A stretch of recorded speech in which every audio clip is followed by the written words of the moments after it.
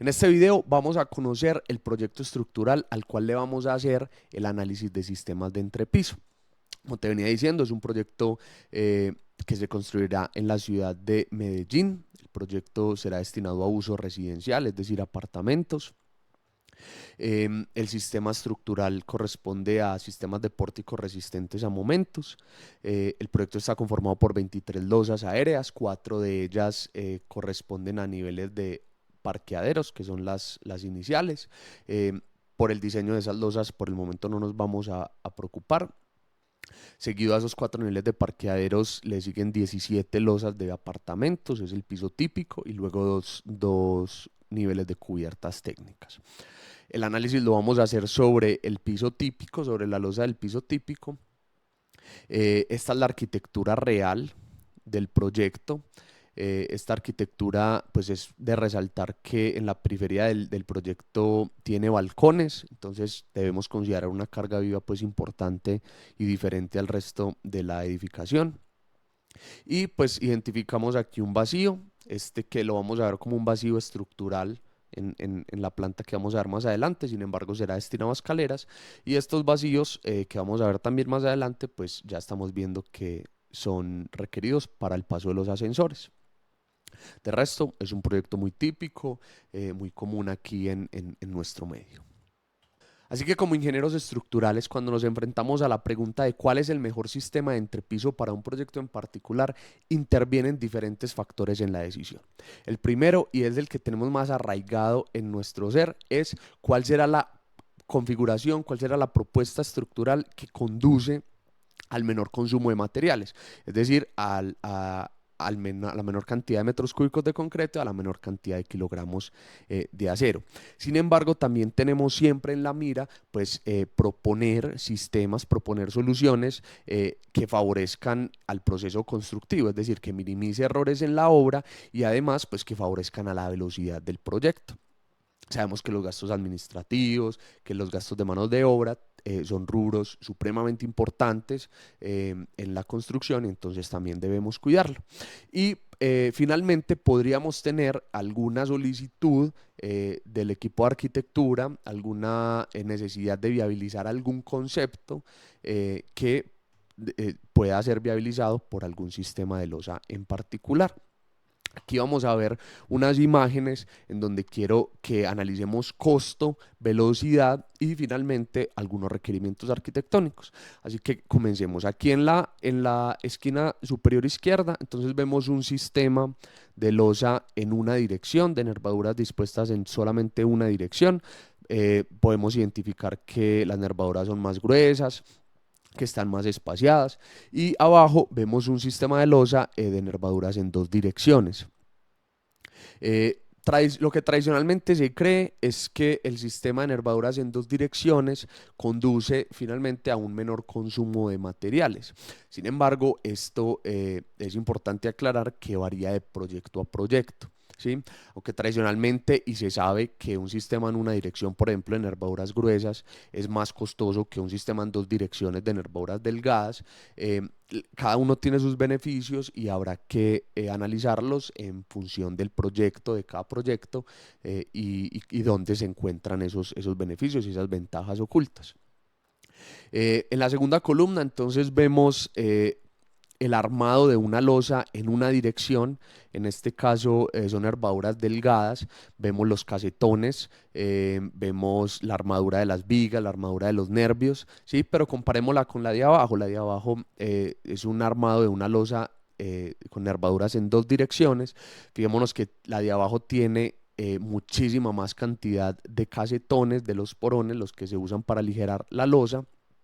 Eso conlleva mayor mano de obra, el hecho de que, fíjense, abajo hay muchísimos más elementos que en la losa en una dirección, entonces conlleva más armados, a mayor dificultad, a mayor tiempo pues en la construcción de la losa. Eh, Tradicionalmente, como les decía, que se sabe o se cree que el sistema en dos direcciones conduce a un menor consumo de materiales, pues lo que sí se sabe es que en el sistema en dos direcciones pues conlleva a una cantidad de mano de obra, una velocidad mucho menor que un sistema en una dirección.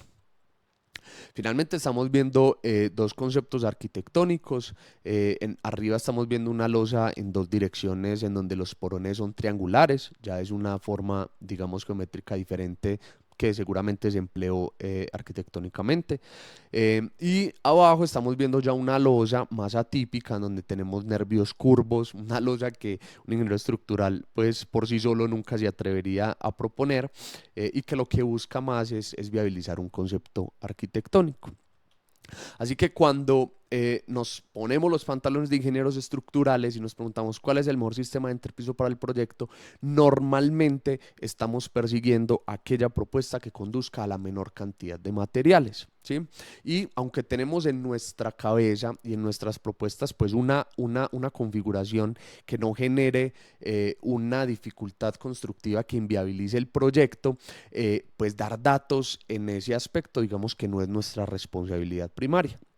Nuestra responsabilidad se limita a dar datos precisos del costo de los materiales y entender esos procesos constructivos, entender cómo se va a construir nuestra propuesta para que sea viable pues, desde el punto de vista constructivo. Sin embargo, si somos capaces de generar datos que puedan responder preguntas, por ejemplo, cómo yo minimizo errores en la obra, cómo favorezco a la velocidad de la construcción, por ejemplo, cómo reduzco el número de secciones desde mi diseño, número de armados, número de operaciones en la obra que se van a generar allá, pues entonces voy a crear o voy a entregar un diseño estructural mucho más nutrido, que va a permitir que las diferentes disciplinas tomen decisiones que favorezcan el proyecto. Sin embargo, eh, es, es, es imposible alejarnos de la realidad de lo que significa entregar estos datos. Por ejemplo, yo decirle a una obra, vení, tengo estas opciones para ver, para que las analicemos, por ejemplo, configuración en dos direcciones, configuración en una dirección, nervaduras gruesas, nervaduras delgadas, conociendo el proceso de reforzamiento, el proceso que me implica a mí conseguir los datos para que se tomen esas decisiones, pues entonces, tristemente, para el ingeniero estructural, con las herramientas computacionales que tradicionalmente se tenían, era muy complejo responderlo, pues porque eso le iba a significar múltiples diseños y el proceso del reforzamiento manual, y, y tan repetitivo en ese proceso tan rudimentario, pues iba a ser inviable ya para él el diseño. Entonces esa dificultad para diseñar en muchos casos determina finalmente la propuesta estructural, porque pues un ingeniero estructural, como se limita su responsabilidad a dar esos datos precisos de metros cúbicos y acero, y como la realidad es que miden un diseño estructural por un numerito, es decir, que el tenor final pues esté dentro de los parámetros admisibles dentro de un proyecto, pues entonces no se alcanzan a ver los beneficios ocultos que hay detrás de diferentes análisis, de diferentes opciones de configuración de sistemas. Entonces, como te venía diciendo, pues tristemente la dificultad para diseñar finalmente terminó mandando muchos diseños, porque pues para los ingenieros estructurales también primaba, digamos, hacer viable y hacer rentable su negocio. Y por esa misma razón se descartan muchas opciones, muchas diferentes alternativas de configuración estructural con puras especulaciones, ¿sí? Por más experiencia que tengamos, si no tenemos los números precisos, pues entonces no estaremos eliminando completamente la incertidumbre, sino que estaremos respondiendo con especulaciones. Finalmente, entonces veamos los datos de diseño para nuestro proyecto. Aquí a la derecha entonces estamos viendo la configuración estructural del sistema de resistencia lateral. Recordemos que son pórticos resistentes a momentos, así que el sistema de resistencia lateral estará compuesto por las columnas y las vigas. En este caso, para nuestro proyecto tenemos columnas de 40 por 1,20, 40 por 1 metro. Tenemos que todas las vigas son de 40 por 50 y adicionalmente aquí vamos a ver unos elementos que de cerramiento de borde de losa, los nervios de borde. Estos no hacen parte del sistema de resistencia sísmica, pero son elementos de 20 por 50 que configuran pues el borde de las losas. En términos de las cargas sobre la losa, entonces vamos a considerar para la zona de apartamentos, que son estos paneles internos, una carga correspondiente a 400 kilómetros cuadrados, correspondiente a acabados y particiones.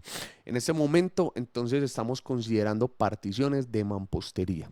Sin embargo, quiero contarte que para este proyecto en particular, se quería analizar las bondades de implementar en el edificio particiones livianas al interior de los apartamentos. Entonces, se quería saber desde el punto de vista estructural cuáles iban a ser esos ahorros. Evidentemente, pues iba a haber un ahorro en términos de material, porque las particiones de drywall pues pesan mucho menos que las de mampostería. Asimismo, pues íbamos a tener una respuesta diferente en el edificio, se reducen las masas, el comportamiento estructural cambia también, y entonces, aunque aquí nos vamos a limitar únicamente a conocer cuáles son esas diferencias cuando se emplean particiones livianas o particiones de mampostería en términos de carga vertical únicamente, carga sobre la losa, también hay unas implicaciones allí en el sistema de resistencia sísmica.